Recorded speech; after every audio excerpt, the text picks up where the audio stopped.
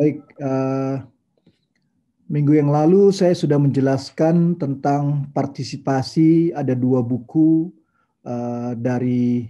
pertama dari Cook and Uma Kotari tentang Participation the New Tyranny, kemudian dibantah oleh Samuel Hickey dan Giles Mohan pada tahun 2004 juga tentang Participation from Tyranny to Transformation. Nah, ini saya menganjurkan kepada Anda yang suka membaca, kiranya bisa membaca dengan baik ya, bagaimana konsep-konsep partisipasi. Nah, selanjutnya saya akan mencoba menjelaskan mengenai permasalahan partisipasi di dalam pengembangan masyarakat. Ya, dan coba kita dengarkan sama-sama. Agar partisipasi dalam pengembangan masyarakat tidak hanya sekedar sebagai suatu alat atau instrumen, tetapi juga lebih dari itu menjadi suatu tujuan yang bersifat transformasional. Seperti tadi sudah jelaskan bahwa partisipasi harus bergerak dari suatu tirani menjadi suatu transformation. Maka kita perlu memahami apa sih permasalahan-permasalahan partisipasi dalam pengembangan masyarakat. Ada 4 permasalahan partisipasi dalam pengembangan masyarakat. Yang pertama adalah konsep partisipasi itu sendiri yang bersifat problematis. Ada satu sisi yang menekankan sifat-sifat individualis yang dominan dan menyangkal sosialisasi dari banyak orang. Sehingga perlu penumbuhan kesadaran sebagai hal yang kritis dalam setiap pendekatan partisipasi. Sebagai contoh, di kultur barat, individualis yang dominan itu menyangkal sosialisasi dari banyak orang. Sehingga sulit menumbuhkan kesadaran sebagai hal yang kritis dalam setiap pendekatan partisipasi. Itu satu contoh. Mungkin berbeda dengan masyarakat kita yang lebih menekankan solidaritas dan gotong royong. Masalah yang kedua adalah tokenisme. Hal ini menjadi masalah karena rakyat diminta konsultasinya atau diberi informasi mengenai suatu keputusan.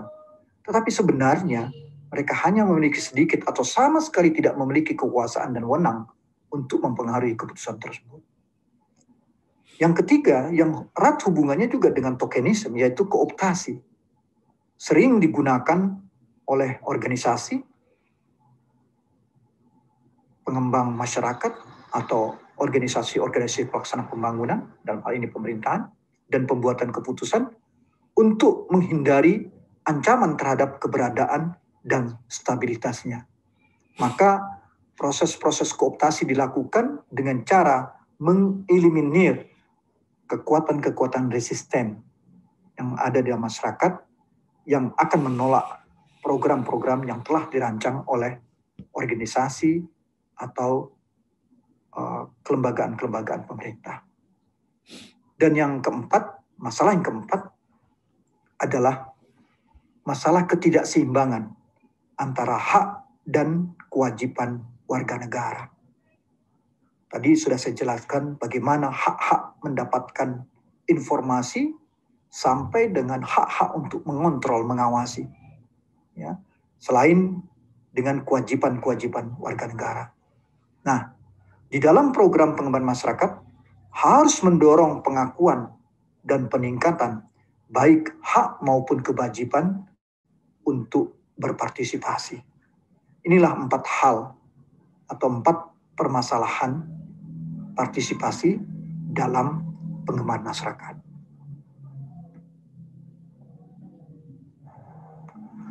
Oleh karena itu, kita perlu sebagai pelaksana atau community workers atau pekerja komunitas untuk mendorong dan mendukung partisipasi dalam pengembangan masyarakat.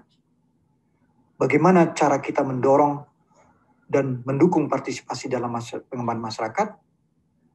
Dijelaskan, pertama, warga komunitas akan berpartisipasi apabila mereka merasa bahwa isu atau aktivitas itu penting. Maka diperlukan suatu strategi, cara-cara tertentu bagaimana mengemukakan, membangkitkan isu-isu dan aktivitas-aktivitas pengembangan masyarakat yang menekankan bahwa berpartisipasi itu adalah menjadi isu dan aktivitas yang penting. Itu yang pertama.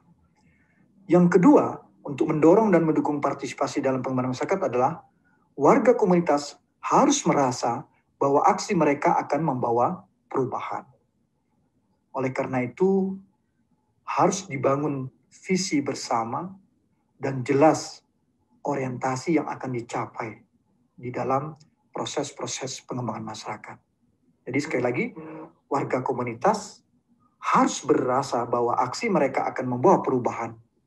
Nah, di sini diartikan bahwa keterlibatan atau partisipasi masyarakat diyakini oleh masyarakat akan membawa perubahan-perubahan, tentu perubahan ke arah semakin berdaya dan sejahtera.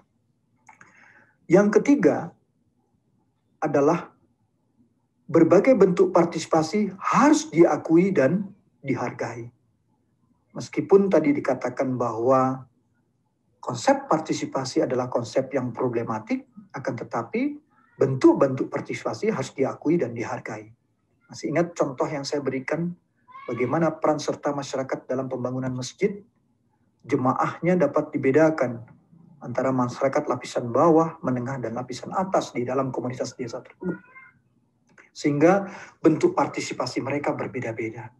Akan tetapi proses pembangunan masjid itu berhasil dengan baik karena salah satu di antaranya adalah bentuk-bentuk partisipasi masing-masing mereka dari lapisan berbeda itu diakui dan dihargai.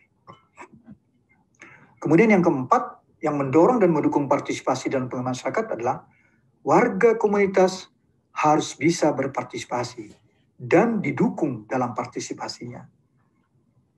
Faktor yang keempat ini adalah harus dijawab sampai sejauh mana dalam satu proses-proses pengembangan masyarakat terdapat ruang bagi partisipasi masyarakat.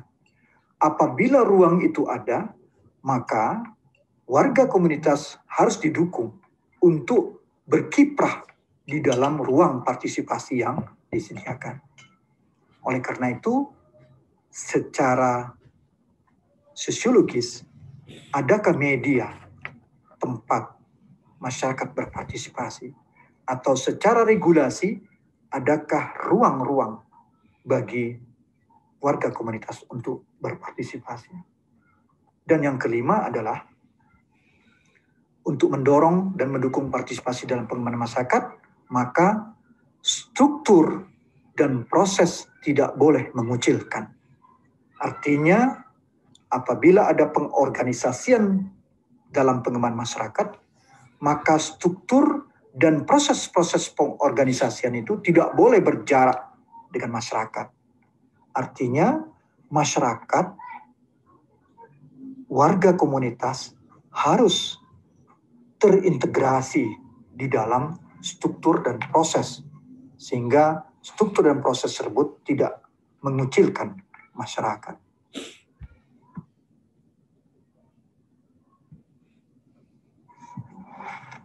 Yang terakhir adalah akan saya jelaskan perlunya kemitraan, partnership sebagai partisipasi dalam pengembangan masyarakat. Dijelaskan bahwa kemitraan dan kolaborasi merupakan syarat bagi pendanaan dalam pengembangan masyarakat.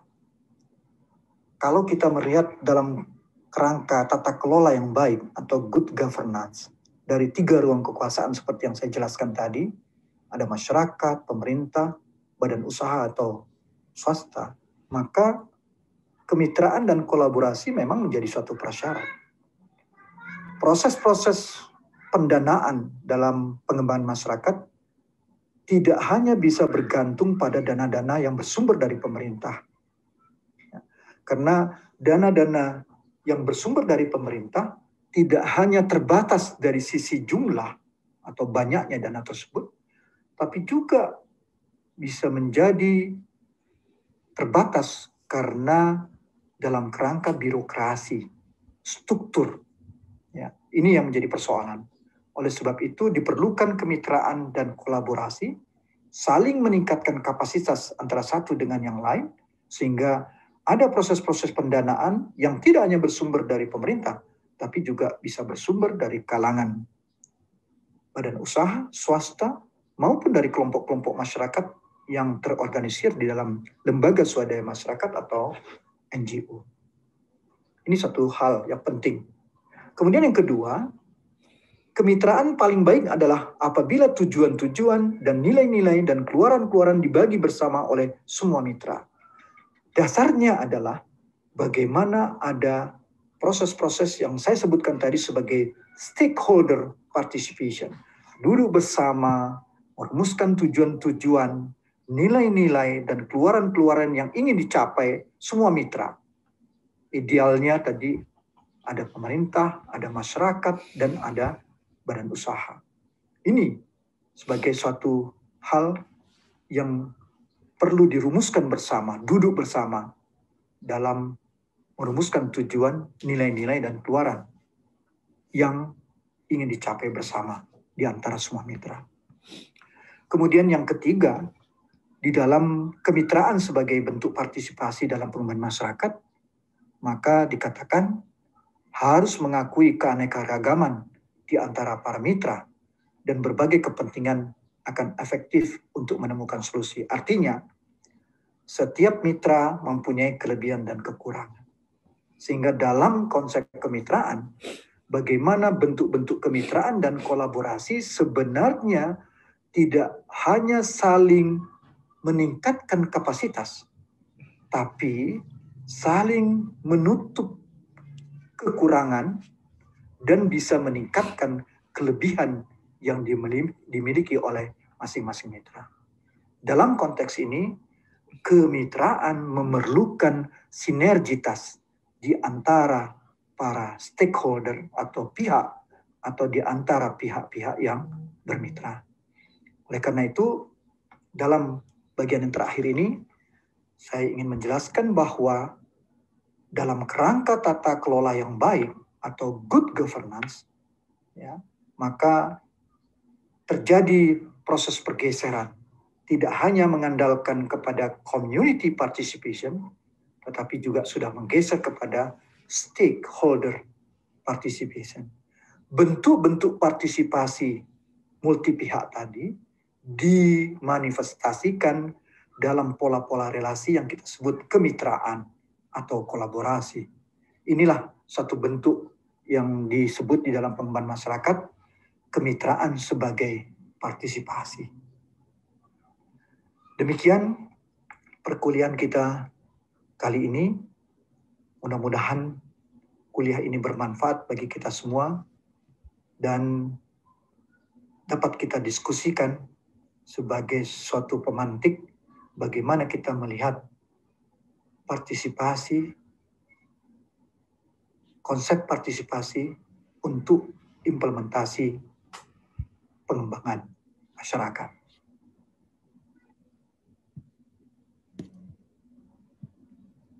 Baik, rekan-rekan, itu tadi sudah saya lengkapi ya materi kita pada minggu yang lalu yang belum saya jelaskan pada kuliah kita pada minggu yang lalu. Saya persilakan seandainya dari rekan-rekan ada yang ingin berkomentar atau bertanya terhadap materi kuliah kita tentang partisipasi dalam manifestasi pengembangan masyarakat. Silakan, ada rekan-rekan? Bapak izin bertanya. Silakan Taufikur Rahman. Ya, baik. Terima kasih atas kesempatannya, Pak. Jadi kemarin itu saya juga membaca jurnal Pak Tony gitu, yang ya jurnal Pak Tony dengan Bu Nurmala dengan Bu Zezi yang mengenai resiliensi komunitas, yang mana itu lebih ke kasus pertambangan batu bara itu Pak, yang di Kalimantan Selatan itu. Iya. Nah, itu kan dijelaskan bahwa partisipasi komunitas di sana itu antar stakeholder itu juga kurang terjalin dengan baik gitu. Bahkan cenderung terjadi konflik seperti itu karena memang yang di sana itu yang awalnya itu kan secara keragaman sosial ekonomi masyarakat itu kan didominasi dengan pertanian seperti itu Pak. Kemudian muncullah perusahaan karet, kemudian setelah itu muncullah kembali perusahaan sawit seperti itu. Nah dari situ kan muncul adanya nggak adanya malah lebih cenderung ke competition seperti itu. Nah dari situ pula kemudian muncul lagi pertambangan batu bara gitu sehingga konflik-konfliknya itu terjadi lagi seperti itu.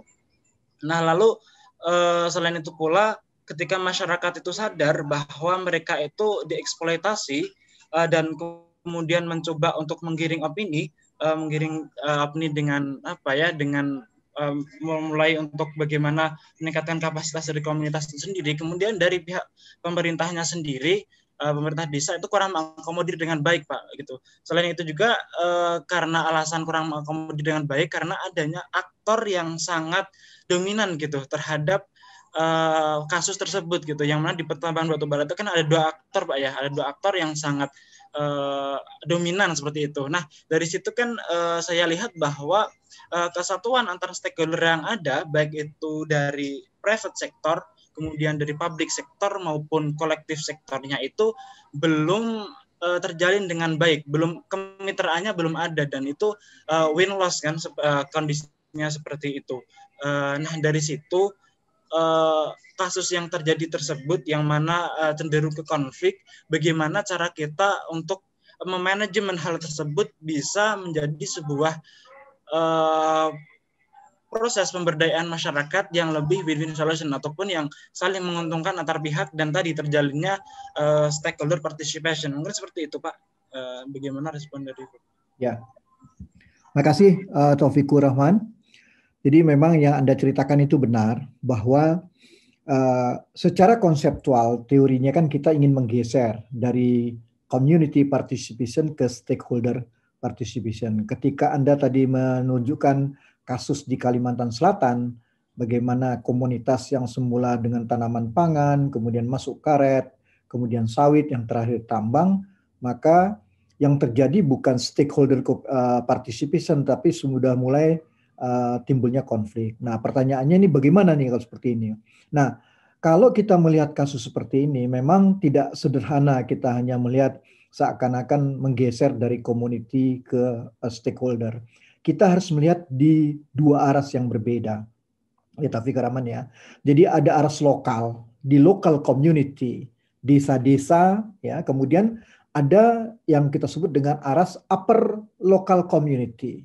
Nah, sebenarnya mulai masuknya kelapa sawit, ini kan pihak eksternal yang masuk, yaitu perkebunan. Nah, di sini sebenarnya kita harus juga melihat pada 2 aras, yaitu pada aras local community maupun pada upper local community. Jadi harus dilihat dua-duanya. Nah, kita melihat mulai dari masuknya sawit sampai bersaing masuknya tambang batubara, yang dominan adalah upper local community. Ya, jadi stakeholder di atas itu lebih banyak berperan dengan kebijakan-kebijakan dan regulasi-regulasi yang diperankan oleh pemerintah pusat dan provinsi. Kabupaten tidak berdaya sama sekali. Ya, oleh karena itu kekuatan-kekuatan ini mengeliminir local community.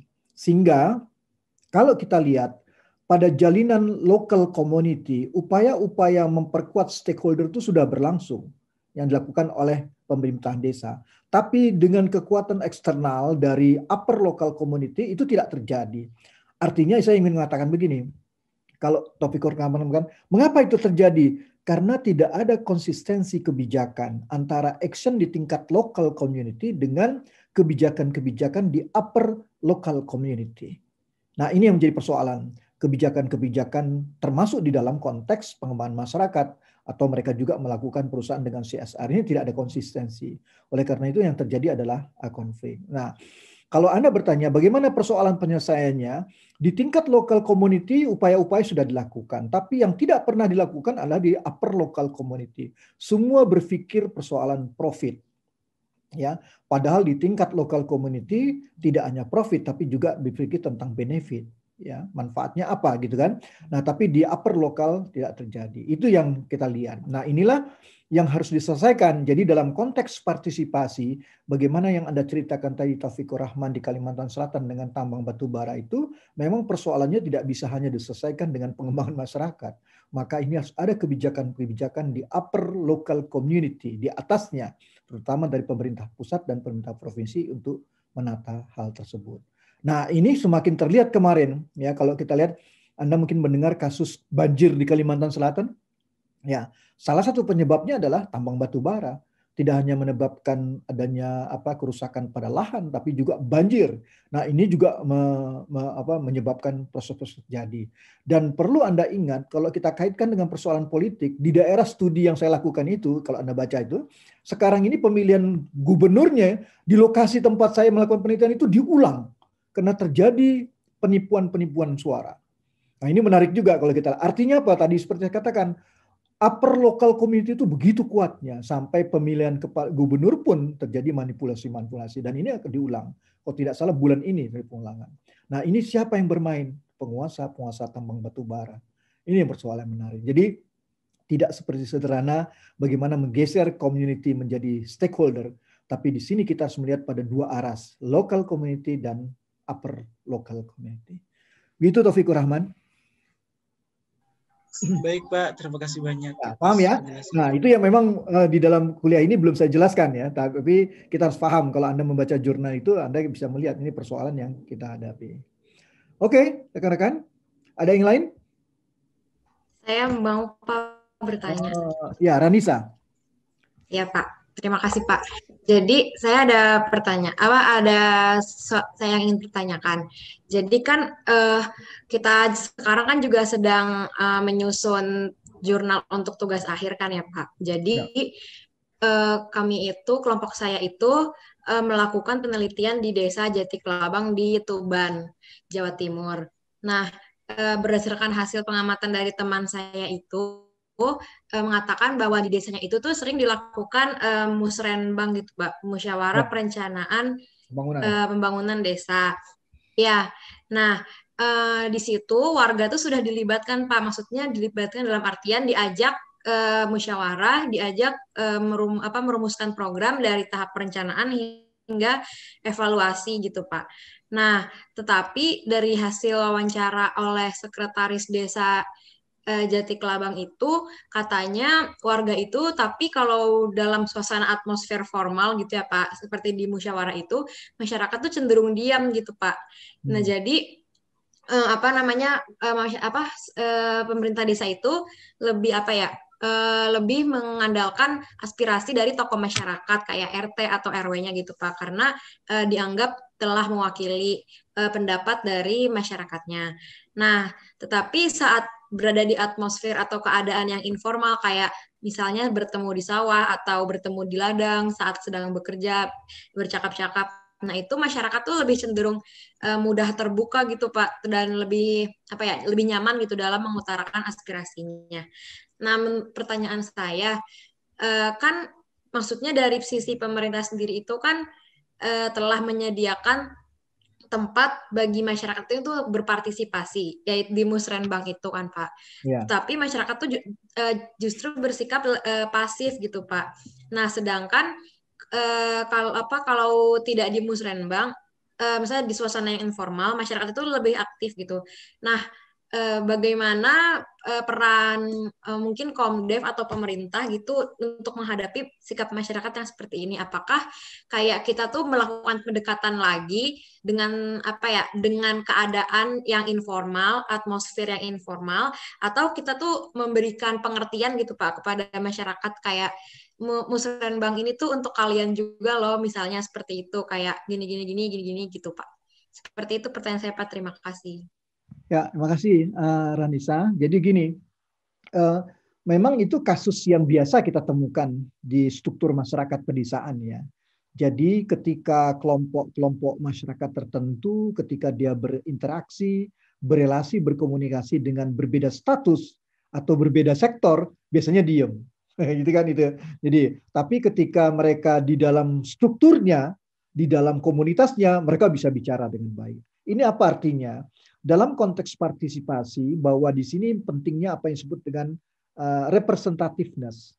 Jadi tokoh-tokoh itu, champion-champion di pedesaan di desa itu harus mampu menangkap apa yang diinginkan oleh masyarakatnya.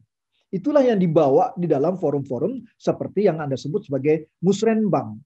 Nah, musrenbang itu adalah media bagaimana menggeser dari community participation menjadi stakeholder participation. Ada pemerintah di situ kan, ada masyarakat, bahkan juga hadir dari kelompok-kelompok sektor usaha dan sebagainya itu bisa dilakukan. Itu satu. Jadi representativeness. Tapi itu tidak cukup,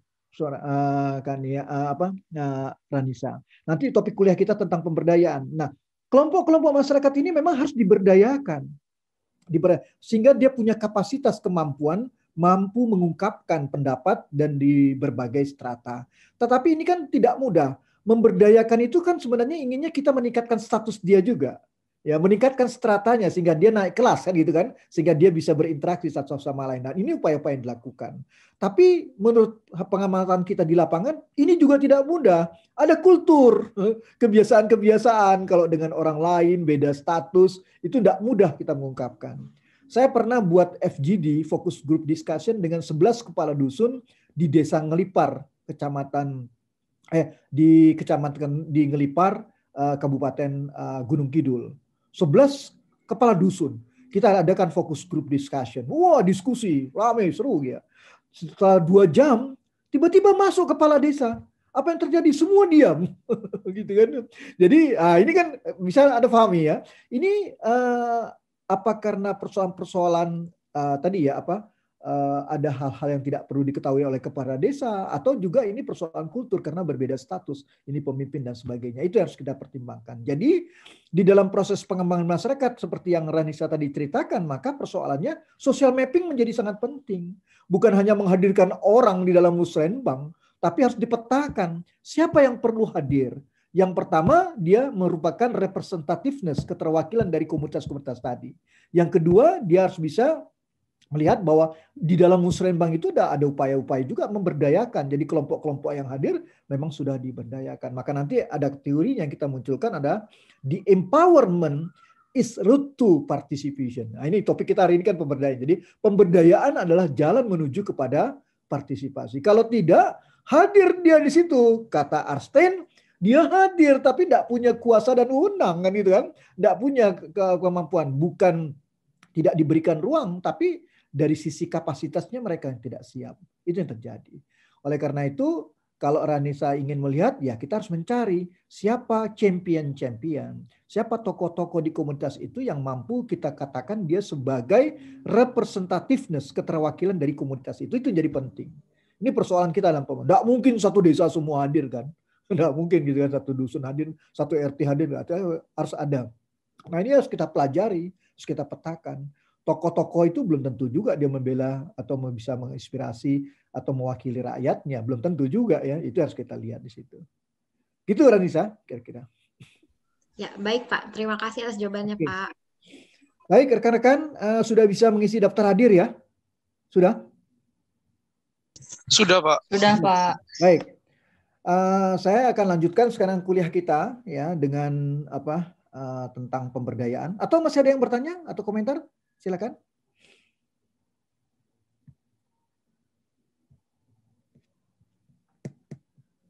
Oke, kalau tidak ada, saya lanjutkan ya.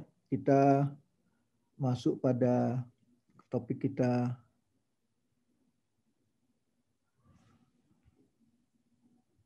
Oh, bentar dulu kok hilang ya, sebentar ya. Sorry teman-teman, sebentar saya buka dulu.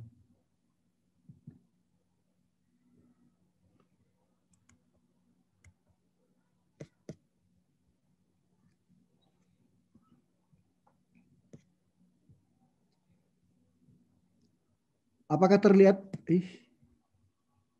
Oh, masih partisipasi ya? Sudah terlihat, Pak. Tapi masih partisipasi ya, sorry.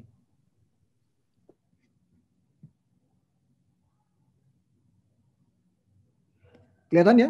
Kelihatan ya? Sudah terlihat, Pak. Oh, baik. Nah,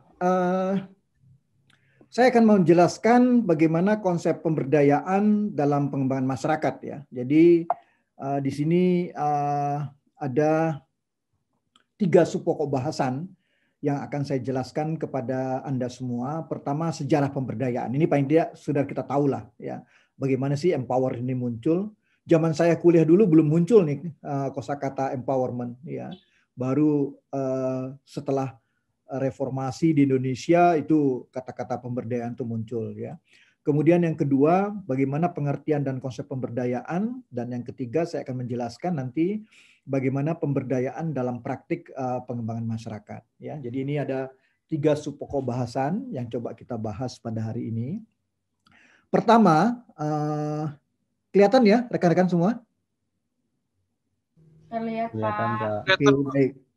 Baik, yang pertama saya ingin menjelaskan bagaimana konsep pemberdayaan itu lahir sebagai bagian dari perkembangan dan pemikiran masyarakat dan kebudayaan Barat, terutama di Eropa. Jadi kita harus paham nih, ini konsep-konsep pemberdayaan ini muncul karena pada dekade 70-an itu ada 3 aliran-aliran pemikiran ideologis yang kuat ya. Aliran-aliran faham-faham eksistensialisme ya. Kemudian faham-faham fenomenologis ya, dan juga ada faham-faham personalisme. Itu dekade tahun 70-an yang kemudian memunculkan berbagai teori-teori ya. Ada teori-teori neo-marxism ya, Freudianism, kemudian strukturalisme, atau juga sosiologi kritis Frankfurt ya, fenomenologi dan personalisme. Ini adalah dekade tahun 70-an. Bagaimana 3 kekuatan aliran pemikiran itu mempengaruhi, memunculkan bagaimana adanya konsep elit, ya, kekuasaan atau power, ya. Kemudian ada juga konsep-konsep anti-establishment, anti kemapanan. Kemudian muncul juga gerakan-gerakan populis, ya. Ada juga gerakan-gerakan konsep anti struktur, ya. Kemudian ada juga ideologi pembebasan atau teologi pembebasan, ya. Sampai kepada munculnya konsep-konsep civil society. Nah ini pada dekade 70-an sampai kepada dekade 80-an. Jadi pada dekade 70-an dan 80-an ini muncul juga aliran-aliran postmodernisme yang berorientasi pada apa yang kita sebut anti-sistem, anti-struktur, dan anti-determinisme. Ini semua muncul karena mereka menghadapi kekuatan-kekuatan struktural seperti kolonial, ya, pihak-pihak yang berkuasa, ya, aristokrasi dan sebagainya. Ini muncul pada dekade 70-an dan 80-an. Dan Anda bayangkan sebenarnya sudah lama, tapi di Indonesia masuk setelah kita reformasi pada tahun 2000, ya. Nah, tahun dekade 90-an sampai akhir abad ke-20 masuk pada tahun 2000, ini muncul pemikiran-pemikiran bahwa perlu pemahaman latar belakang kontekstual ya dari pemberdayaan. Di sini dikembangkanlah pengertian dan persepsi-persepsi dari berbagai kalangan masyarakat sehingga banyak tafsiran-tafsiran yang berkembang tentang konsep pemberdayaan. Tapi semuanya berakar dalam gelombang pemikiran baru, apa yang disebut dengan Aufklärung atau pencerahan, enlightenment. Ya, jadi ada pencerahan. Nah, ini muncullah konsep-konsep pemberdayaan dan pada saat itu lahirnya Eropa modern. Sebagai reaksi terhadap pemikiran atau tata masyarakat dan tata budaya abad pertengahan Eropa yang sangat aristokrat ya, kemudian menekankan pada kekuatan-kekuatan kelompok-kelompok elit ya. Di situ muncul 3 tadi ya, tadi mulai dari elit, kekuasaan, anti-establishment sampai pada civil society, dan pada dekade 90-an sampai pada abad ke-20 muncul pemikiran-pemikiran baru yang disebut dengan Aufklärung atau enlightenment, pencerahan, sehingga lahirnya Eropa modern ya, reaksi terhadap pemikiran tata masyarakat dan tata budaya abad pertengahan Eropa. Jadi kalau kita lihat ini juga memang sebagai satu bentuk ya bagaimana upaya-upaya munculnya konsep-konsep pemberdayaan itu adalah ingin melawan aliran-aliran pemikiran dan konsep-konsep pada dekade 70-an dan 80-an. Itu kalau kita lihat ya. Jadi Anda harus paham bahwa sejarahnya empowerment itu memang kita pinjam dari Barat ya. Pemberdayaan itu kita pinjam dari Barat. Dan bagaimana nanti pengertiannya, tapi paling tidak secara historis Anda paham ya bagaimana konsep pemberdayaan itu muncul. Nah, konsep pemberdayaan atau empowerment tadi seperti saya jelaskan itu kan lahir dalam Eropa modern ya, sebagai reaksi terhadap abad pertengahan Eropa yang menempatkan kaum feodal, ya aristokrasi dan sebagainya sebagai kekuatan-kekuatan yang dominan. Ya, dari sinilah muncul apa yang disebut dengan Eropa modern, ya. Dan itu dimulai dengan adanya pada abad pertengahan, ketika abad pertengahan Eropa yang basis idealnya adalah bagaimana determinisme keagamaan, kuatnya kelompok-kelompok keagamaan ya di dalam kehidupan bermasyarakat, bernegara, kehidupan sosial ekonomi itu begitu kuat ya. Kemudian ada basis strukturalnya bagaimana organisasi gereja dan monarki yang begitu dominan itu pada pertengahan abad pertengahan Eropa. Dan ini menyebabkan terjadinya konflik-konflik keagamaan. Nah, berdasarkan observasi ya ilmiah yang empiris ya melawan pengetahuan berdasarkan kitab suci tadi ya, kelompok-kelompok organisasi gereja dan monarki, bahwa ada upaya-upaya untuk melawan sistem, melawan determinisme dan lebih yang bersifat manusiawi. Nah, ini lebih humanistik yang ditekankan berdasarkan kajian-kajian ilmiah yang menentang pengetahuan-pengetahuan berdasarkan kitab suci. Itu terjadi di Eropa. Nah, ini yang nanti kita katakan munculnya aliran-aliran yang kita sebut sekularisme dan sebagainya ya. Nah, di sini muncullah ya ketika melawan sistem tersebut ya, melawan determinisme yang lebih manusiawi, muncul aliran-aliran non keagamaan yang deterministik ya. Basis idealnya bukan lagi deterministik agama tapi kemerdekaan. Nah, Anda bisa paham di sinilah muncul paham-paham liberalisme, individualisme, rasionalisme. Nah, di sini mulai berlangsung apa yang disebut dengan depowerment. Ya, jadi depowerment sistem keagamaan, bagaimana kekuatan-kekuatan organisasi gereja dan monarki itu dilawan ya di dalam kekuatan-kekuatan yang berprinsip pada basis ideal kemerdekaan seperti liberalisme, individualisme dan rasionalisme, sehingga disinilah mulai muncul proses empowerment non-religious system. Nah, jadi ada upaya-upaya memunculkan proses-proses pemberdayaan yang dengan sistem non-religius, ya, tidak lagi di bawah organisasi gereja dan monarki. Nah, pada tahap inilah muncul apa yang disebut dengan aliran alternatif modern anti-determinisme. Basis idealnya bukan hanya kemerdekaan, tetapi basis idealnya manusia dan kemanusiaan. Nah, di sini muncul paham-paham eksistensialisme, ya, fenomenologi dan personalisme. Itu yang tadi yang saya katakan pada bagian awal, bagaimana aliran-aliran itu sebagai upaya-upaya memunculkan sejarah apa yang kita sebut dengan konsep pemberdayaan.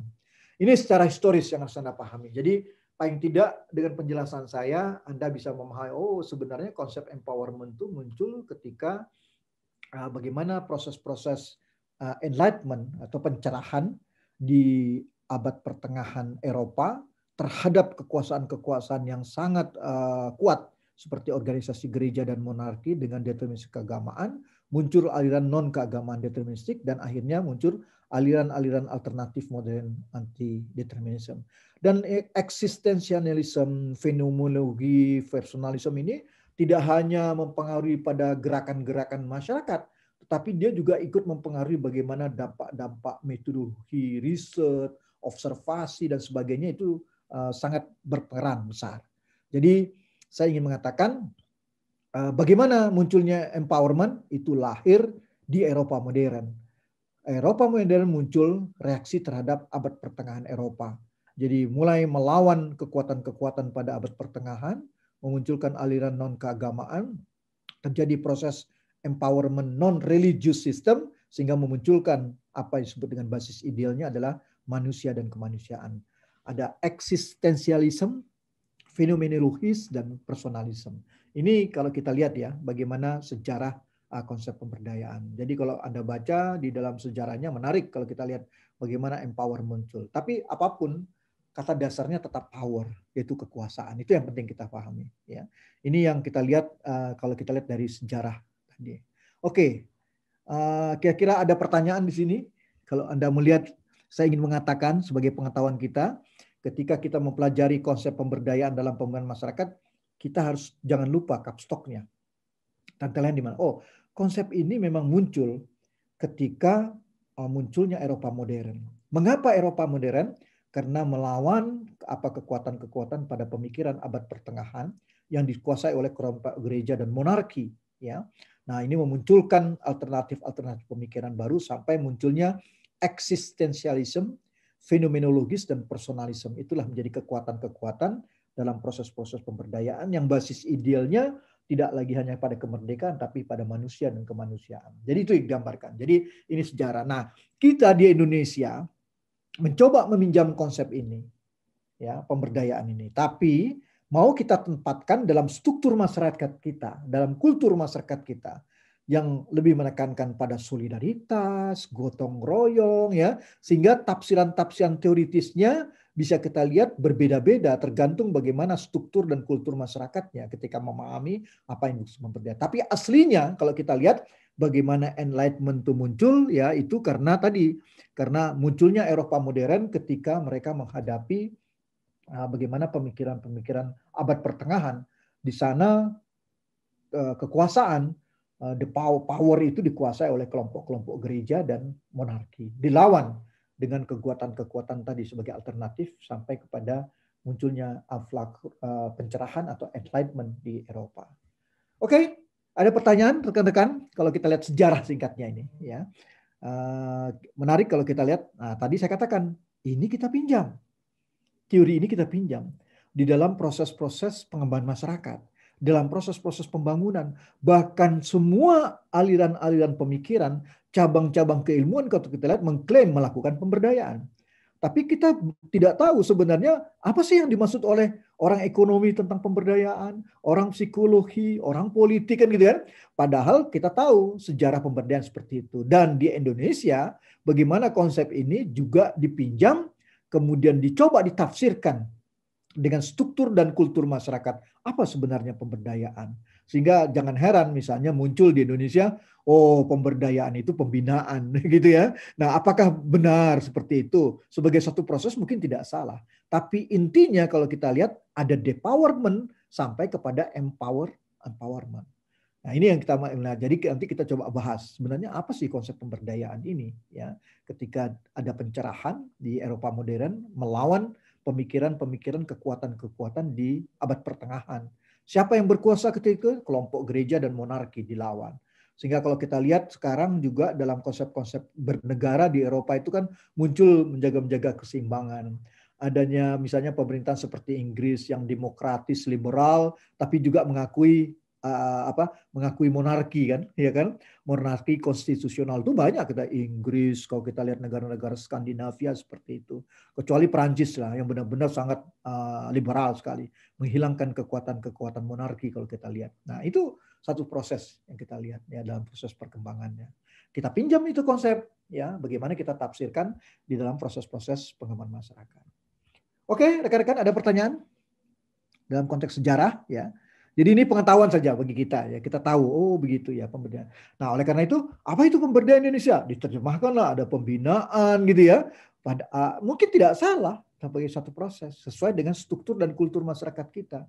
Bagaimana kekuatan solidaritas, gotong royong dan sebagainya ditafsirkan dalam konteks pemberdayaan tadi. Itu yang kita lihat. Ya. Oke, kalau tidak ada pertanyaan, saya lanjutkan. Nah, di dalam penjelasan ini saya ingin mulai dengan pengertian dan konsep pemberdayaan.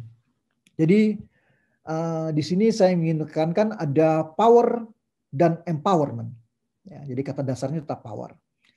Kalau kita menggunakan analisis Marxis, ya, kelompok-kelompok Marxian mengenai kekuasaan atau power yang dikatakan sebagai alat atau metode yang tepat untuk meneruskan cita-cita eksistensialisme, fenomenologis, dan personalisme. Jadi ini kalau kita lihat ya, jadi bagaimana kalau kita menggunakan perspektif Marxis bahwa kekuasaan merupakan alat atau metode yang tepat untuk meneruskan cita. Jadi empowerment ditafsirkan sebagai upaya-upaya untuk memperkuat ya, meneruskan cita-cita apa yang disebut dengan paham-paham eksistensi, paham-paham fenologis dan paham-paham personalisme. Nah, di sini menunjukkan bahwa kekuasaan membuat bangunan-bangunan manipulatif. Ada manusia yang berkuasa menghadapi manusia yang dikuasai. Ya, di sini tergambar ada pola relasi, ada eksploitasi, ya, kalau di gambar sini. Sehingga dalam proses-proses itu menggambarkan ketidakseimbangan antara yang berkuasa dengan yang dikuasai, sehingga ada pemikiran-pemikiran bagaimana pembebasan harus terjadi melalui proses liberalisasi maupun emansipasi yang memerlukan proses yang saya sebut di sini sebagai empowerment of the powerless. Bagaimana memberdayakan pada kelompok-kelompok yang tak berdaya. Ada yang powerful, ada juga yang powerless. Jadi pola-pola relasi dalam konteks analisis Marxis ya mengenai kekuasaan itu kan ada yang powerful dan ada yang powerless. Bagaimana upaya-upaya cita-cita memperkuat eksistensialisme, fenomenologi dan personalisme itu digunakan melalui proses-proses liberalisasi atau emansipasi untuk memberdayakan kelompok-kelompok yang tak berdaya.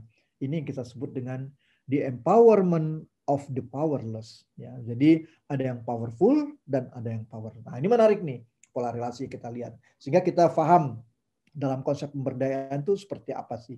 Ya, kita melihat pola relasinya. Jelas kalau di sini dijelaskan bahwa ada hubungan antara yang powerful dan yang powerless. Kemudian empowerment ya terhadap sistem dan kekuasaan itu sebagai manifestasi dari determinisme. Jadi sistem kekuasaan sebagai manifestasi dari paham-paham deterministik ya, ada faktor-faktor tertentu dan merupakan variasi sikap dan pandangan terhadap empowerment. Apa intinya? Radikal. Ya, jadi pandangan radikal adalah memberikan power kepada yang powerless. Karena tadi kan ada yang powerful dan ada yang powerless. Kalau memberdayakan itu artinya harus ada pemberian kekuasaan kepada yang powerless. Sehingga terjadi perdayaan. Itu pandangan radikal. Dan ini diterjemahkan sebagai conscientization atau kesadaran kritis sebagai proses liberalisasi dan emansipasi. Jadi kalau di dalam konteks ini, pemberdayaan itu adalah ditafsirkan memberikan power kepada powerless. Jadi memberikan kuasa kepada yang tak berkuasa atau tak berdaya. Bagaimana prosesnya? Menimbulkan kesadaran kritis, apa yang disebut dengan conscientization, dan menimbulkan kesadaran kritis ini dipandang sebagai satu proses liberalisasi dan emansipasi. Ya, itu kalau kita lihat konsep pemberdayaan.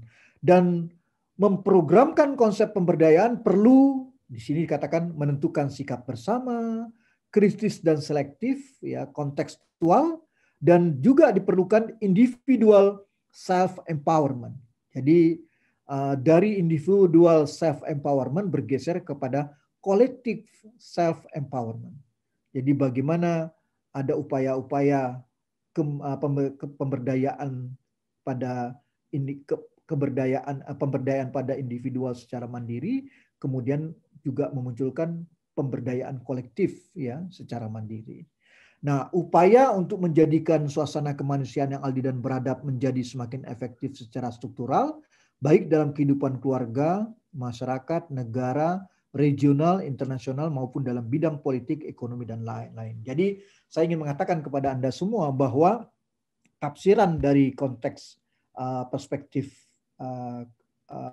Marxis bahwa ada pandangan bahwa pemberdayaan itu konsep yang radikal. Harus ada pemberikan kuasa kepada powerless. Bagaimana caranya? Yaitu dengan pendekatan conscientization sebagai suatu proses liberalisasi dan emansipasi. Jadi kalau kita lihat sekarang di dunia nyata ya, misalnya dalam bisnis kita sekarang mengenalkan ada istilah UMKM, usaha mikro, kecil, dan menengah. Ini kalau dalam pola relasi kekuasaan antara bisnis-bisnis besar, korporasi, ini kan terjadi pola relasi kan antara bisnis besar, korporasi dengan UMKM kan. Nah, kalau dalam pandangan radikal, maka untuk memberdayakan UMKM itu harus memberikan power kepadanya. Jadi pemerintah harus punya kebijakan bagaimana insentif-insentif yang selama ini dominan diberikan pada korporasi, perusahaan-perusahaan besar, itu harus bisa dialihkan kepada kelompok-kelompok UMKM. Dan bagaimana caranya? Kita harus memunculkan kesadaran kritis pada kelompok UMKM bahwa memperkuat Anda itu harus dengan proses-proses liberalisasi dan meningkatkan emansipasi. Nah, ini prosesnya. Terjemahannya seperti apa? Oh, banyak. Itu yang dinamakan program pemberdayaan, ya. Jadi banyak program-program yang dilakukan. Itu kalau kita lihat dalam pemahaman kita tentang pemberdayaan. Dan memprogramkan konsep pemberdayaan itu tadi dikatakan perlu menentukan sikap bersama, kritis dan selektif, kontekstual, dan yang penting menggeser dari individual self-empowerment, ya. Jadi bagaimana memberdayakan individu secara mandiri merubah menjadi memberdayakan kolektif secara mandiri. Dan upaya itu memerlukan semakin selektif secara struktural, baik dalam berbagai aras kehidupan keluarga, komunitas, masyarakat, negara, regional, internasional, sampai dalam maupun dalam bidang politik, ekonomi, dan lain-lain. Jadi cerita pemberdayaan ini memang cerita pada spektrum yang besar, baik secara horizontal maupun secara vertikal. Kalau kita lihat, itu kalau kita lihat dalam pengertian pemberdayaan. Sehingga ada pemahaman-pemahaman tentang pemberdayaan itu, misalnya John Friedman itu menekankan rumah tangga memiliki kekuatan sosial, politik, dan psikologi sebagai sumber utama pemberdayaan. Jadi arasnya rumah tangga. Ya. Robert Dahl tahun 63 dia katakan pemberdayaan disamakan dengan perolehan kekuatan dan akses terhadap sumber daya. Nah, jadi kalau tadi tekanannya pada rumah tangga, Robert Dahl menekankan kepada bagaimana akses terhadap sumber daya. Jadi ini penting, kata kuncinya adalah akses ya terhadap sumber daya. Kemudian kalau kita lihat tulisannya Holm dan Turner tahun 90, dia mengatakan pemberdayaan itu mendorong terjadinya proses perubahan sosial. Jadi kalau kita lihat pemberdayaan itu menjadi independent variable terhadap dependent variable yang kita sebut dengan perubahan sosial. Yang memungkinkan orang-orang pinggiran yang tidak berdaya untuk memberikan pengaruh yang lebih besar di arena politik dan nasional. Nah, jadi kalau Anda ingat, Presiden Jokowi kan punya cita-cita membangun dari pinggiran, ya, membangun dari desa, ya, di daerah 3T, terluar, terdepan, tertinggal, ya, ini pinggiran-pinggiran. Jadi ada upaya-upaya pemberdayaan. Nah, itu memungkinkan orang-orang pinggiran yang tidak berdaya untuk memberikan pengaruh yang lebih besar di arena politik lokal dan nasional. Itu kalau kita merujuk pada Turner. Kemudian kalau kita melihat pada Paul 87, dia mengatakan pemberdayaan berarti pembagian kekuasaan yang adil. Ada equitable sharing of power. Antara siapa? Antara yang powerful dan powerless. Ya, sehingga meningkatkan kesadaran politis.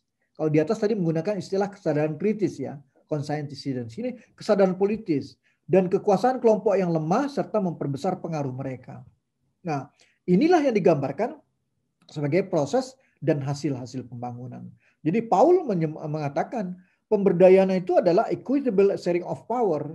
Bagaimana sharingnya? Ya dari powerful dan powerless. Jadi ada kuasa yang diberikan oleh yang powerful kepada yang powerless.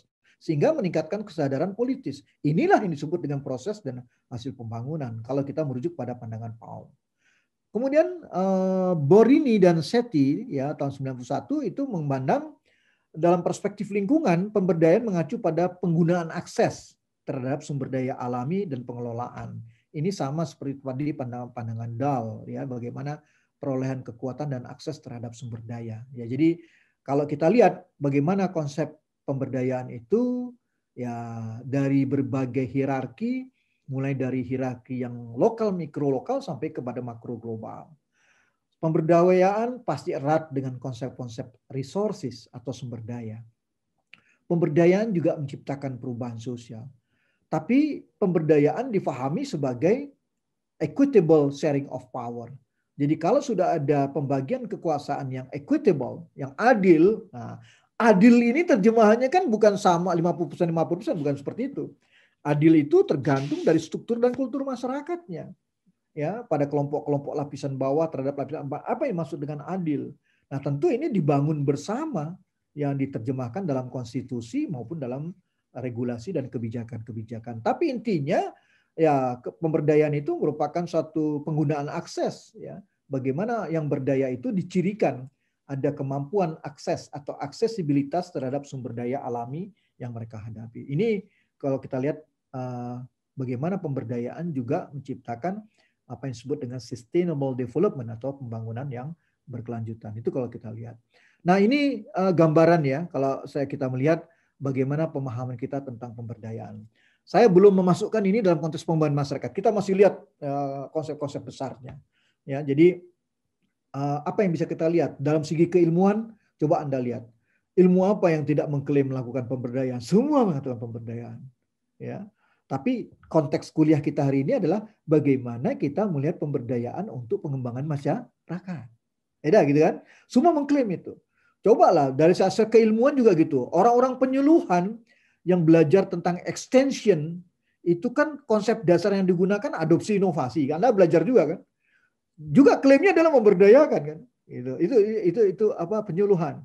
Teman-teman social work, pekerja sosial juga mengklaim memberdayakan, tidak salah juga. Ya, tapi dia konsep yang digunakan bukan adopsi inovasi tapi intervention.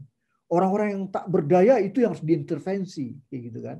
Nah, kita orang community development juga melakukan pemberdayaan. Apa konsepnya? Nah, dari penjelasan saya tadi, kalau kita melihat dari perspektif Marxis, ya, bagaimana powerful dan powerless, maka kata kuncinya adalah equitable sharing of power. Bagaimana itu dilakukan? Conscientization. Memunculkan kesadaran kritis pada lapisan bawah bahwa Anda harus berubah bagaimana mendapatkan kuasa dari orang-orang yang berkuasa. Itu yang dilakukan. Bagaimana caranya? Proses liberalisasi dan apa yang disebut dengan tadi yang kita sebut sebagai bagaimana memperkuat liberalisasi dan kekuatan-kekuatan di dalam suatu masyarakat yang kita jalankan sehingga mereka mampu melaksanakan proses-proses apa yang kita sebut dengan emansipasi. Itu yang dilakukan. Nah, ini konsep dasarnya, kita harus paham ini. Cuma tadi saya katakan, ketika itu dilakukan di kita, negara kita, wah Indonesia ini kan Sabang sampai Merauke, struktur dan kultur masyarakatnya beda-beda. Bicara pemberdayaan apa? Dalam kultur masyarakat kita tidak ada kata pemberdayaan itu sebenarnya. Ya, empowerment itu tidak ada. Jangan-jangan dalam kultur Jawa yang ada manut ya, nurut saja gitu kan. Karena tadi pendekatannya liberalisasi dan emansipasi. Ini yang lakukan. Nah, ini harus kita pahami. Jadi ketika kita pinjam konsep ini dalam struktur dan kultur masyarakat kita, tafsirannya bisa berbeda-beda. Nah, coba kita lihat ya nanti dalam konteks pengembangan masyarakat kita lihat bagaimana nih proses pemberdayaan tadi. Dan ketika saya menjelaskan pemberdayaan tadi dengan kekuasaan, sama seperti saya menjelaskan partisipasi. Jadi memang dua konsep ini, participation dan empowerment ini adalah konsep yang saling berdekatan. Ya, karena dia kapstoknya adalah pada teori-teori kekuasaan, kewenangan, power and authority, kan itu demikian. Ini yang menjadi penting kita pahami.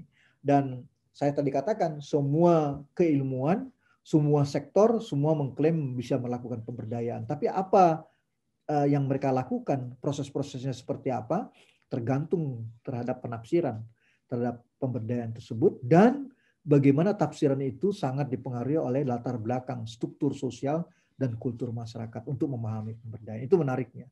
Sehingga di Indonesia ya kita melakukan pembinaan sebagai suatu proses pemberdayaan. Apakah pembinaan seperti itu? Apakah pembinaan itu kalau kita lihat pada konteks aslinya menggambarkan equitable sharing of power? Ya, itu bisa kita perdebatkan.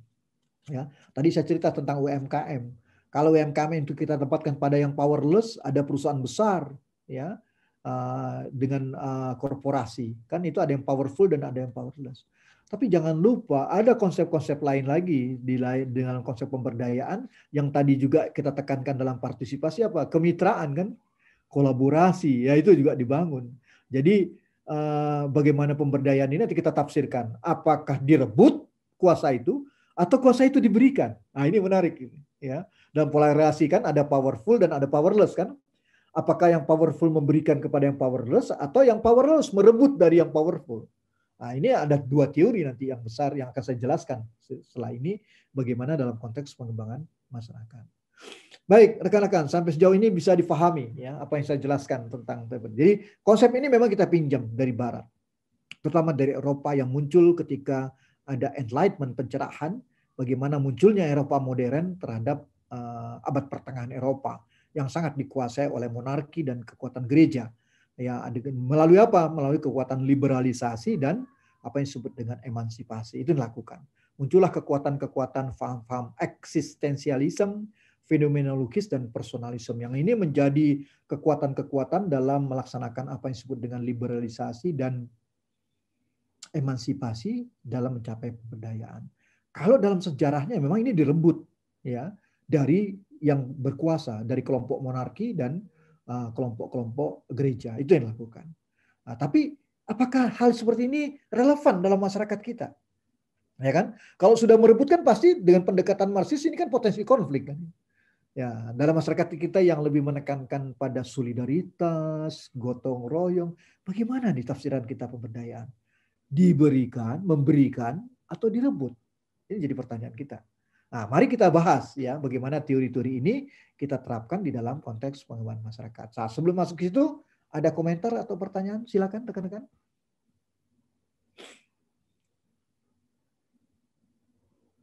Ada? Oke. Kalau tidak ada, saya coba masuk menjelaskan ya bagaimana kita memahami tentang pemberdayaan ini.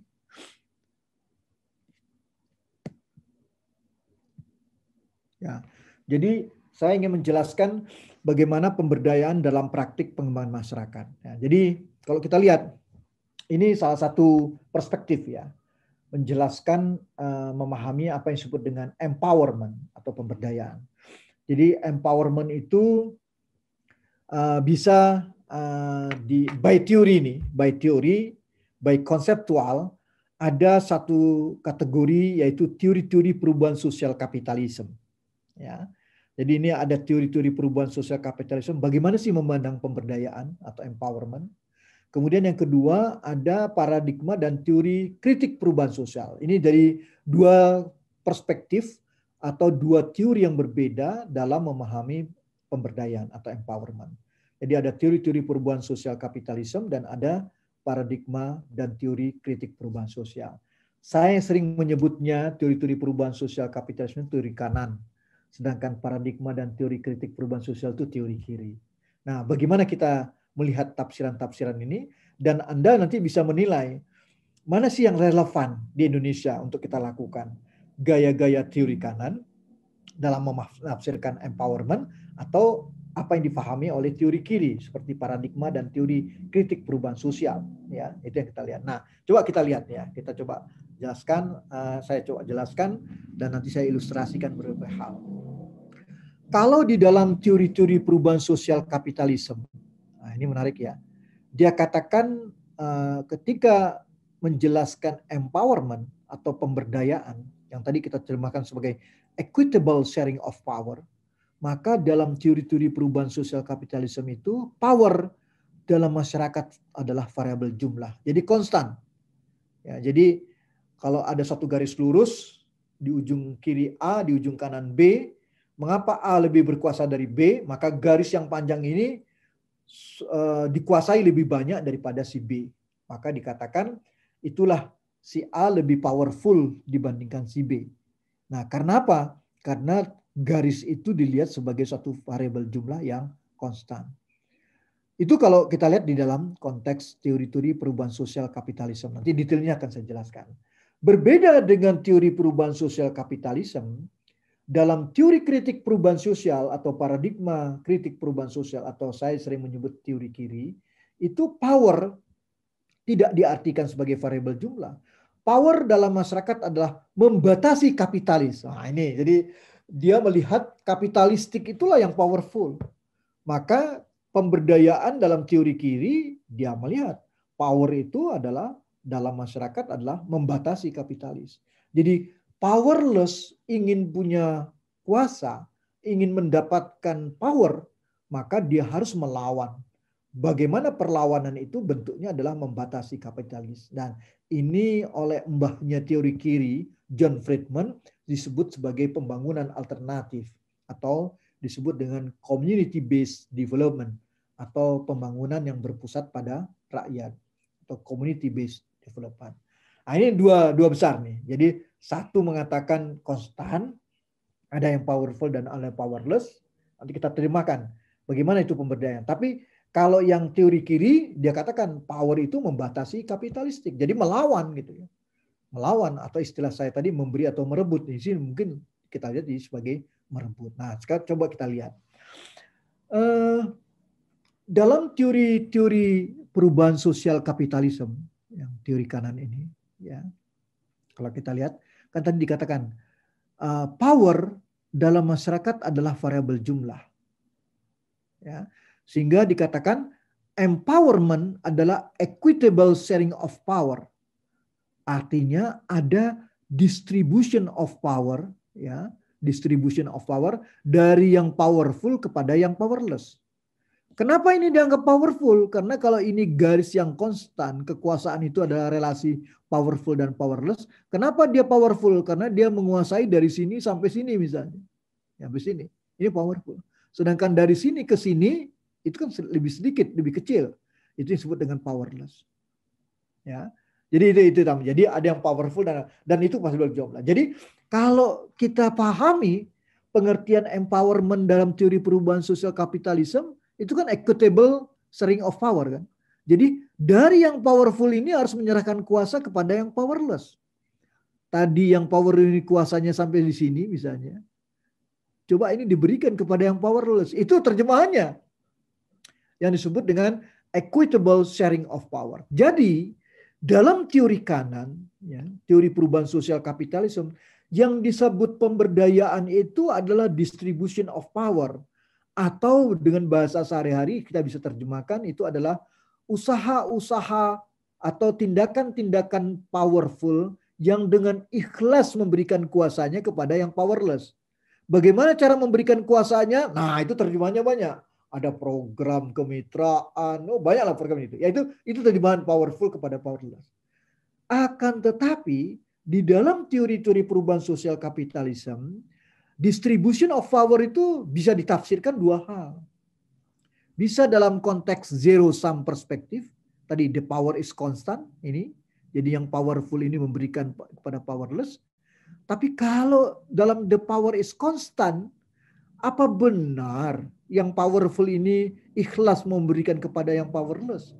Jangan-jangan dia berpikir, kalau saya memberikan kuasa saya kepada yang powerless, dalam konteks zero sum enak aja. Yang powerless semakin menjadi powerful, saya yang powerful bisa menjadi powerless, kan begitu.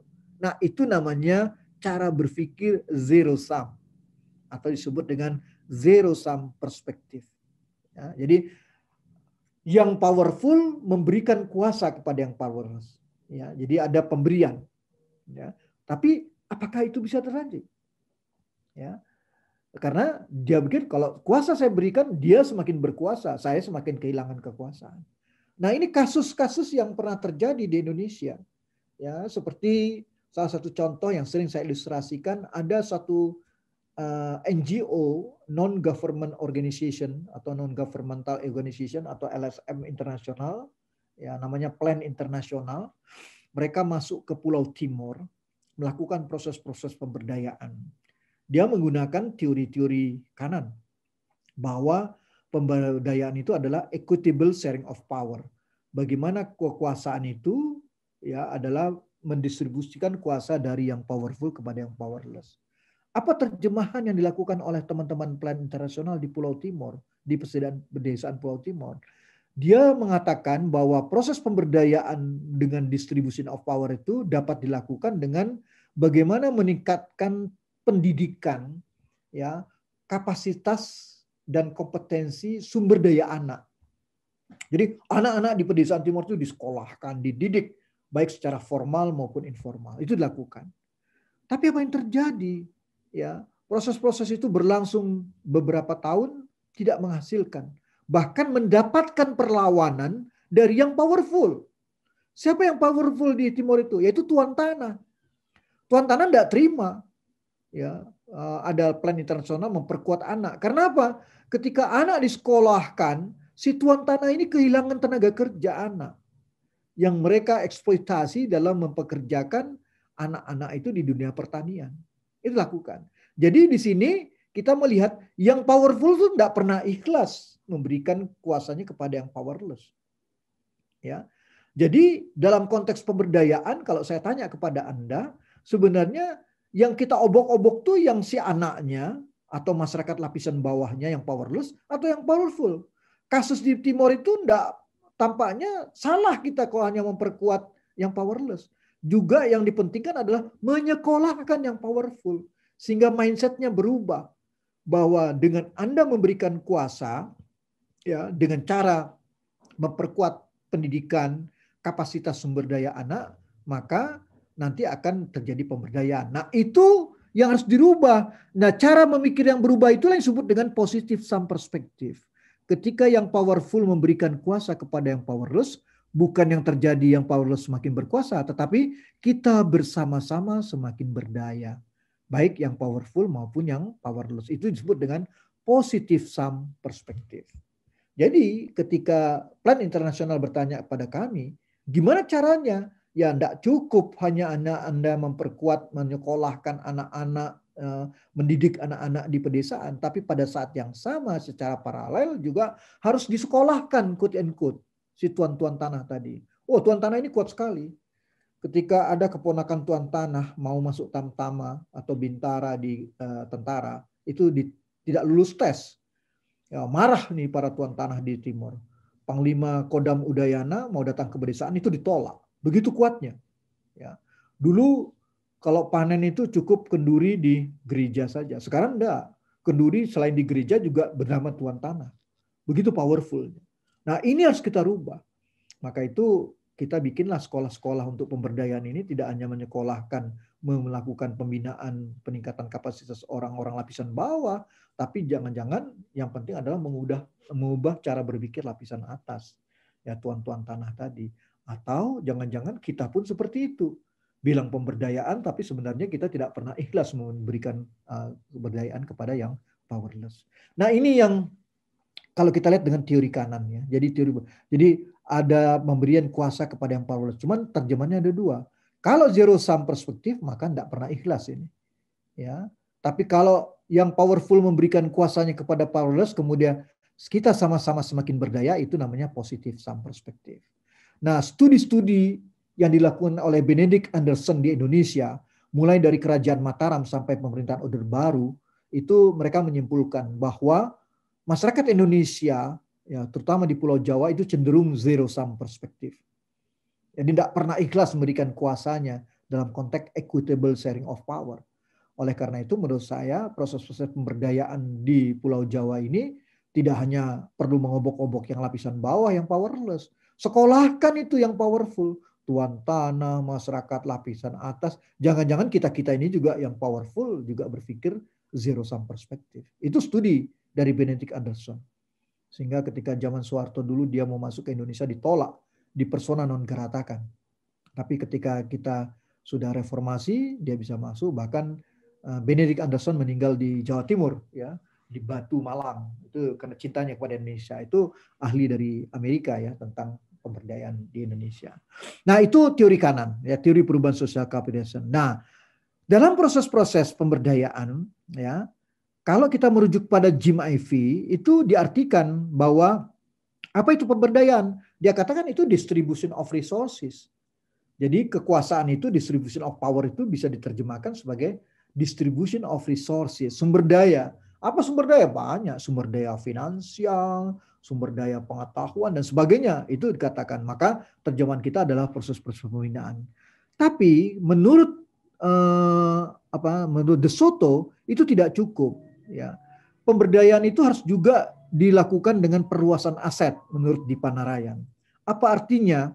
Banyak orang-orang di Indonesia lapisan bawah itu punya aset, punya tanah, ya, sebagainya. Tapi mereka tanah-tanah itu tidak bisa dijadikan modal, tidak bisa dijadikan kapital. Kenapa? Karena tidak punya sertifikasi, karena tidak bersertifikat, tanah girik dan sebagainya. Oleh karena itu, menurut De Soto, di negara-negara berkembang proses pemberdayaan itu tidak berlangsung dengan baik karena banyak yang aset-aset dikuasai oleh masyarakat yang powerless tapi tidak bisa diformulasikan menjadi modal atau kapital.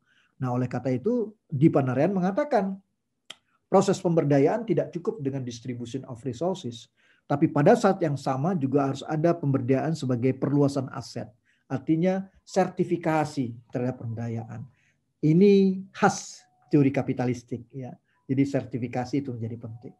Nah, itu kalau kita lihat dalam teori-teori perubahan sosial kapitalisme. Jadi bagaimana proses-proses pemberdayaan itu saya contohkan dengan di Timor ya, masuklah plan internasional memperkuat pendidikan masyarakat desa lapisan bawah terutama anak, tapi gagal karena dia menghadapi kekuatan-kekuatan yang powerful yang cara berpikirnya sangat zero sum.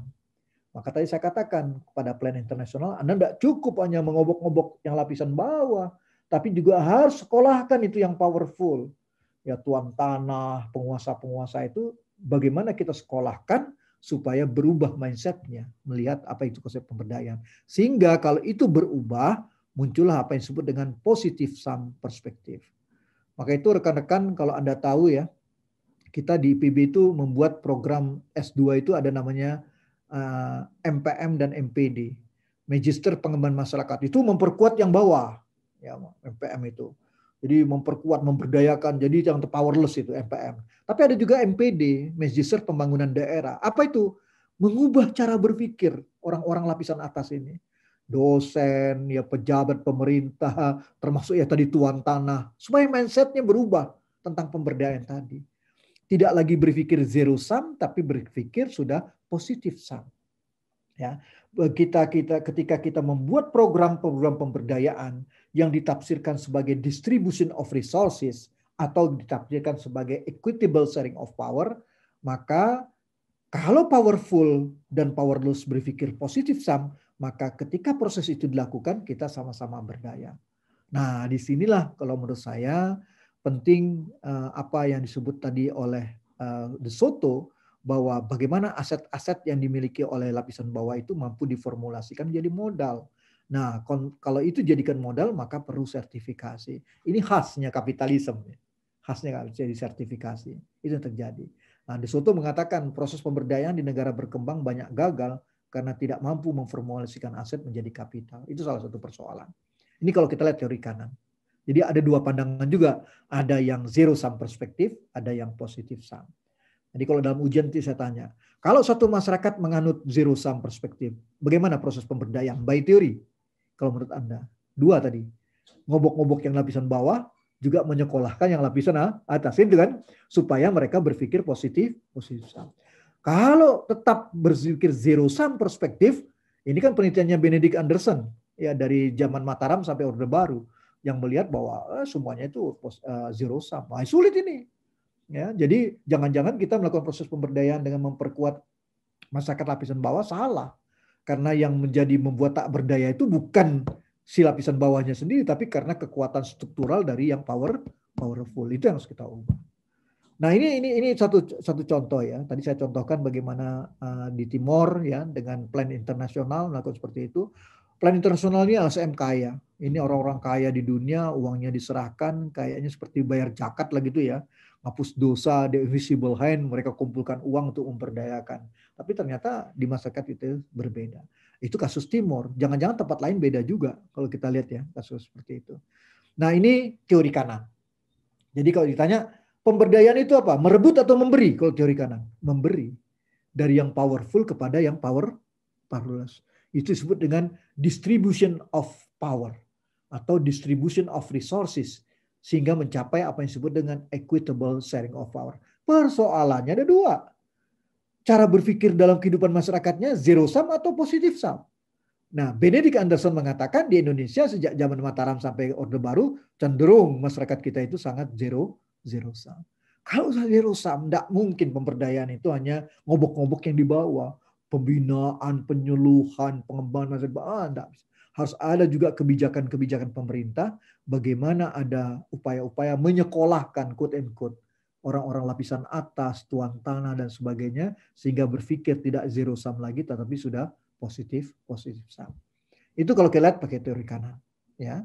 Nah, ini nanti Anda bisa gunakan analisis ini untuk menganalisis berbagai program-program pemberdayaan. Nah, ini melaksanakan pemberdayaannya pakai teori apa nih? Ya, konsep teori kanan apa teori kiri. Oke, selanjutnya kita bandingkan. Ya. Yang kedua adalah teori kritik perubahan sosial. Apa dia katakan? Power dalam masyarakat adalah membatasi kapitalis. Nah, di dalam penjelasan pemberdayaan itu basisnya harus dikatakan community based development. Apa artinya? Suatu pembangunan berbasis komunitas yang menekankan pada paradigma bottom up atau partisipatoris. Sangat lokalitas dan menekankan pada anti struktur penindasan, artinya menekankan pada keadilan. Bagaimana prosesnya? Nah, teori kiri mengatakan fokus pemberdayaan sebagai pembangunan alternatif yang dikemukakan oleh John Friedman 3 tesis yang dibangun. Negara merupakan bagian dari problema pembangunan. Nah, jadi masalah pembangunan itu negara. Sehingga pembangunan alternatif harus mengeluarkan dan bahkan melawan negara. Ya, itu yang pertama. Yang kedua, rakyat tidak bisa berbuat salah dan bahwa masyarakat adalah perkumpulan yang mandiri. Yang ketiga, tesisnya, tindakan masyarakat yang telah mampu dan mencukupi untuk merealisasikan pembangunan alternatif tanpa campur tangan negara. Wah, ini menarik juga ya, sangat ekstrim ya. Jadi dianggap ya pemerintah negara itu musuh. Gitu. Jadi harus direbut itu. Ya, jadi negara merupakan bagian dari problematik pembangunan, sehingga pembangunan itu harus mengeluarkan dan bahkan melawan negara. Nah, ini banyak kasus ya. Contoh di bidang pertanian, ada teman-teman LSM itu mengembangkan misalnya kan kalau regulasi kita kebijakan kita itu misalnya benih itu harus ada aturannya. Bahkan harus dilakukan oleh negara, pemerintahan dengan lembaga sertifikasi. Nggak boleh tuh petani membuat benih sendiri tuh. Nggak boleh, itu dihukum, bisa dihukum. Nah, tapi ada LSM, mereka menggalang kekuatan, memperkuat masyarakat, membuat benih-benih, bahkan mereka bisa menciptakan benih-benih padi yang produksinya bisa 12-14 ton per hektar. Itu terjadi. Tidak mau mengikuti program pemerintah. Dia pakai teori kiri kelihatannya. Kalau kita lihat ya, dia lakukan itu. Sampai pada suatu saat pemerintah memanggil tokoh-tokoh ini. Datang diskusi apa yang dia lakukan. Ya tampaknya seperti pemerintah mau belajar juga dari LSM. Timbul pertanyaan oleh seorang direktur jenderal. Mas, apa yang bisa kami bantu dalam program ini? Apa jawab mereka? Bapak, satu permintaan kami. Tolong bantu kami.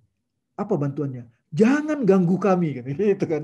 Jadi itu dia bilang jangan ganggu kami. Jadi Anda jangan ikut-ikutan, biarkan kami jalan sendiri. Itulah John Friedman katakan sebagai alternative development, pembangunan alternatif.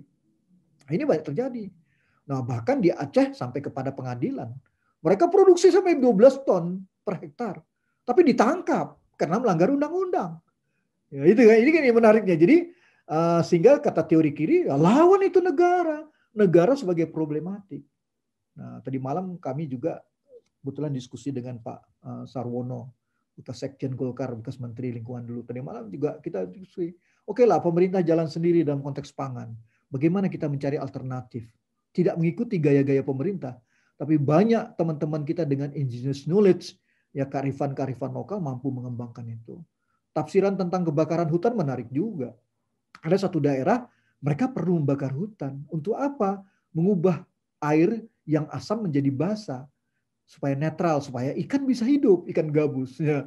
Ikan gabus banyak, itu jadi produksi mereka gitu kan. Itu perlu pembakaran juga. Jadi menarik. Kebakaran hutan ini perlu dilarang atau tidak? Sampai batas tertentu. Seperti apa kebakaran itu bisa dilakukan. Itu contoh. Ya. Jadi bagaimana kekuatan itu. Nah, kemudian kalau kita lihat dalam teori kiri ini, ya, dalam teori kiri ini kalau kita lihat ya di sini teori kiri, Friedman mengatakan bahwa proses pemberdayaan itu kan kalau tadi dalam teori kanan kan distribution of resources, tapi kalau di teori kiri Friedman mengatakan pemberdayaan itu dapat dilihat dalam 3 proses.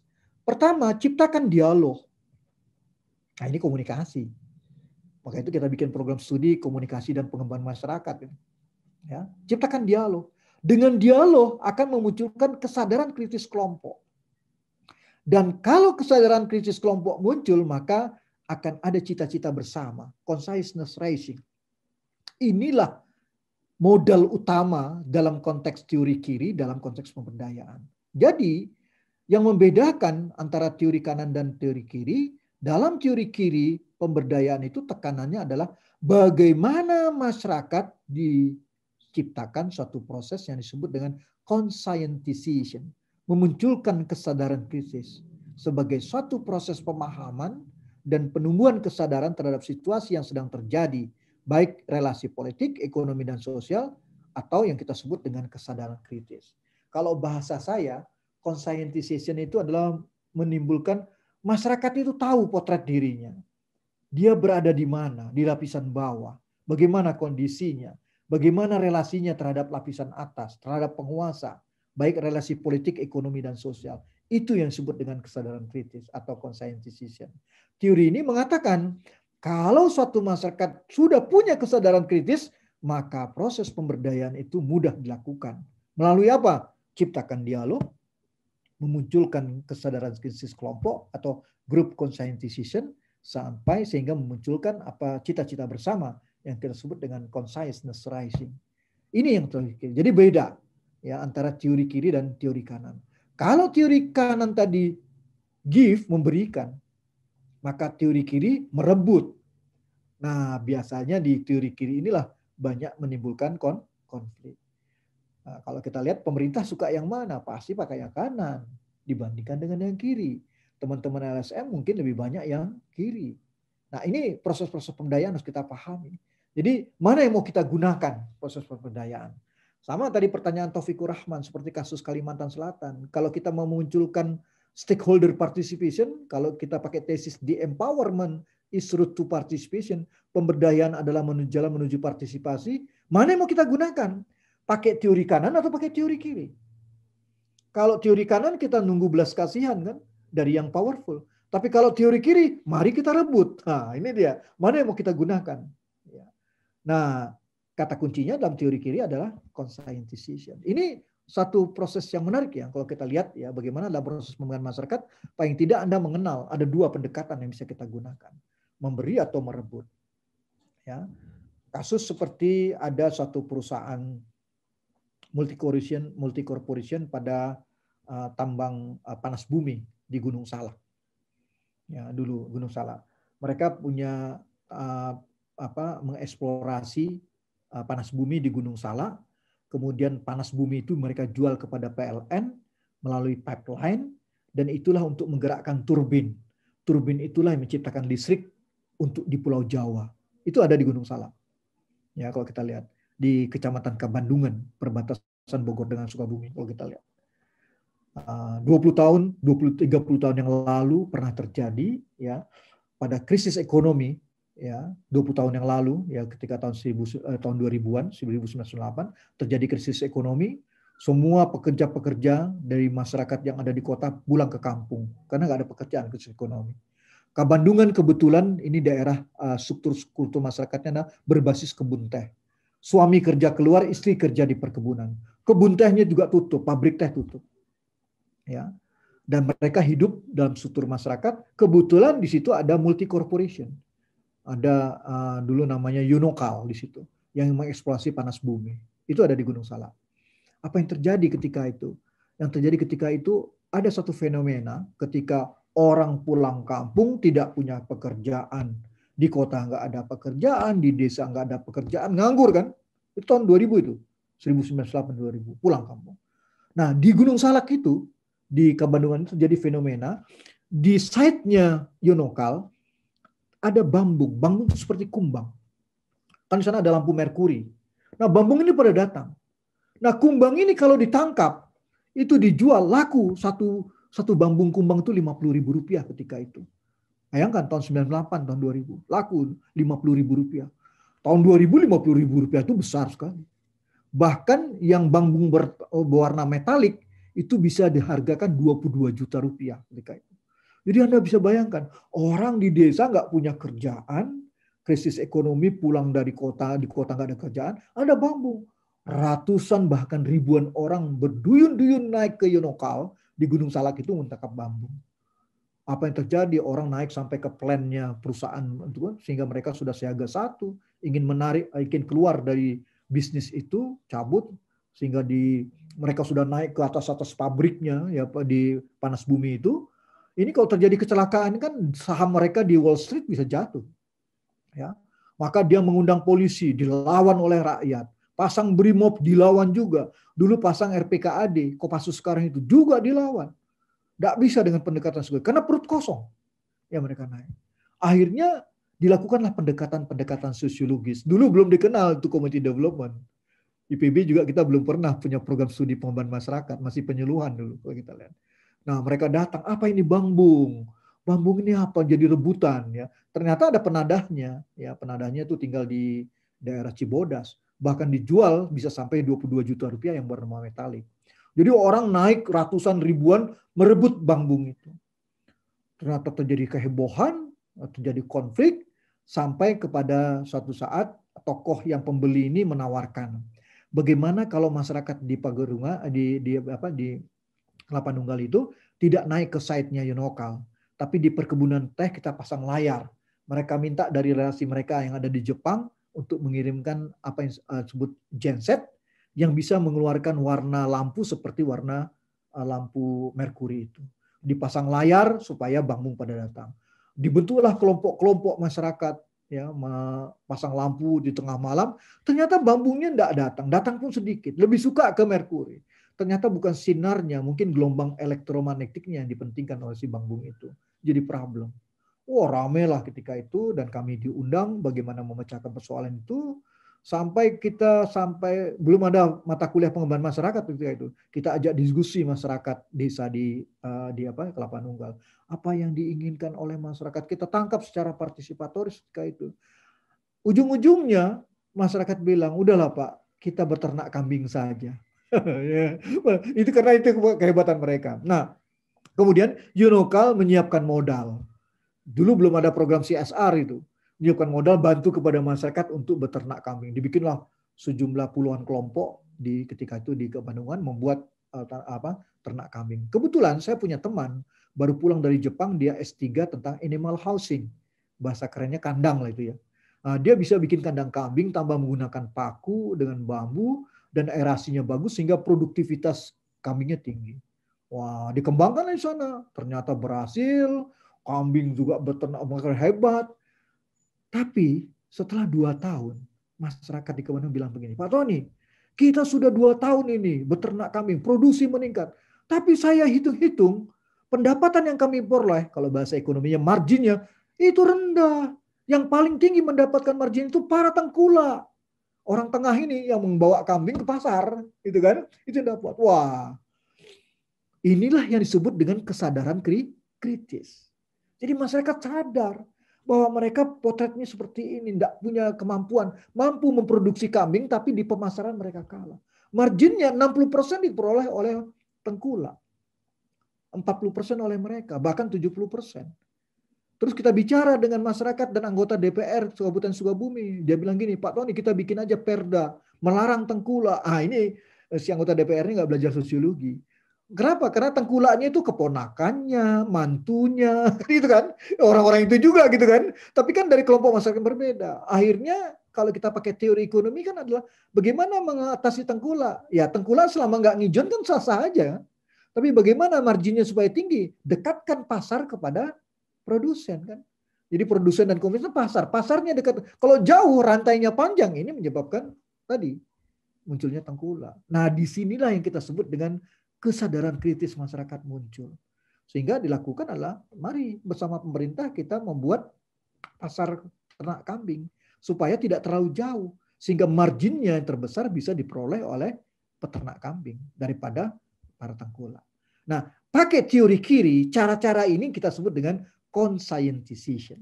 Jadi masyarakat peternak itu paham dengan potret dirinya bahwa kita punya keterbatasan. Nah, ketika itu sudah dilakukan, semakin mudah. Pasar ternak dekat, ya bisa tiap minggu dibuka, mereka berternak kambing, ini bisa dikembangkan. Itu yang kita gambarkan sebagai suatu conscientization, memunculkan kesadaran kritis. Nah, jadi ini menarik kalau kita dalam konteks pengembangan masyarakat ya, bagaimana memberdayakan masyarakat. Mau pakai teori yang mana? Teori kanan apa teori kiri tadi kita lakukan. Nah, tapi ingat, Kalau kita lihat teori kiri, tadi kan cerita saya kan banyak konflik kan, mulai pasang tentara lah, brimob lah gitu kan. Ini udah mulai terjadi. Tapi kalau tadi saya kan tadi enggak kan. Kalau kita lihat ya, lebih banyak melihat kepada bagaimana relasinya dengan powerful. Itu yang kalau kita lihat ya, dalam konteks pemberdayaan, Anda bisa memahami bagaimana proses-proses itu bisa kita bangun dengan baik. Nah inilah satu contoh ya, jadi pemberdayaan itu kalau teori kiri kata dasarnya adalah conscientization. Kalau teori kanan mau pakai mana? Zero sum atau positive sum. Yang kita inginkan adalah positive sum. Tapi kata kuncinya adalah distribution of resources dan formulasi aset menjadi modal. Itu digambar pada teori kanan dibandingkan teori kiri. Nah ini rekan-rekan ya, jadi bagaimana dua perspektif ini kita gunakan. Dan seterusnya saya menggambarkan juga bagaimana dimensi dan level pemberdayaan. Ada level personal dan masyarakat pada dimensi psikologis maupun struktural. Nah kita karena pendekatannya adalah pengembangan masyarakat lebih banyak bermain pada dimensi struktural. Dimensi struktural pada aras komunitas masyarakat. Jadi apa itu pemberdayaan? Mengorganisir masyarakat untuk tindakan kolektif serta penguatan partisipasi dalam pembangunan. Jadi di sini saya katakan bahwa pemberdayaan itu erat sekali dengan partisipasi, sehingga dikatakan bahwa konsep pemberdayaan itu erat dengan partisipasi, dan pemberdayaan itu saya katakan konsepnya adalah the empowerment is route to participation. Jadi pemberdayaan itu adalah jalan menuju partisipasi. Nah dalam proses-prosesnya pemberdayaan dalam pengembangan masyarakat itu, kalau kita merujuk pada tulisannya Chambers tentang rural development, putting the last first, itu bahwa ada perangkap deprivation trap. Nah, jadi pemberdayaan itu erat dengan perangkap deprivasi. Apa saja? Powerlessness, ketidakberdayaan, isolasi, vulnerability, physical weakness, poverty. Ini hal-hal yang harus diperhatikan. Jadi perangkap ini, 5 perangkap ini harus kita pertimbangkan. Jadi ada keterkaitan antara ketidakberdayaan dan perangkap 5 tadi yang katakan Chambers. Ketidakberdayaan membatasi akses terhadap sumber daya negara, memperumitkan keadilan hukum bagi penyelewengan, abuse, membuat komunitas semakin rapuh. Sehingga dia mengatakan perlu memampukan dan memperdayakan kaum miskin melalui pembalikan dalam pengelolaan dari paradigma pembangunan dominan yang melibatkan pengalihan kekuasaan dari inisiatif ke bawah dan keluar. Kemiskinan adalah suatu proses pengingkaran pemberdayaan secara sosial, politik, dan ekonomi. Sekarang pilihan kita yang mana mau kita lakukan. Ya, jadi Anda bisa lihat nanti dalam program-program bisa kita analisis apa yang dilakukan. Sehingga kalau teman-teman sekalian juga ingin melakukan proses pemberdayaan, paling tidak Anda punya guidance nih. Mau pakai yang mana ini? Kita melihat. Nah, pelajarilah struktur dan kultur masyarakatnya, bagaimana peranan tokoh yang powerful pada masyarakat yang powerless, dan bagaimana terjemahan pemberdayaan itu ya kita tafsirkan.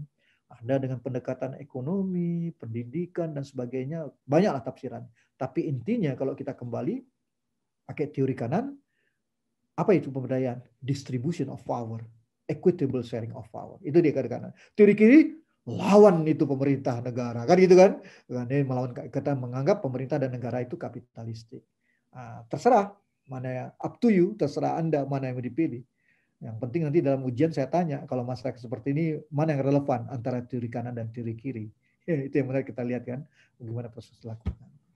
Oke, rekan-rekan, ada pertanyaan terhadap konsep pemberdayaan ini? Ya. Silakan.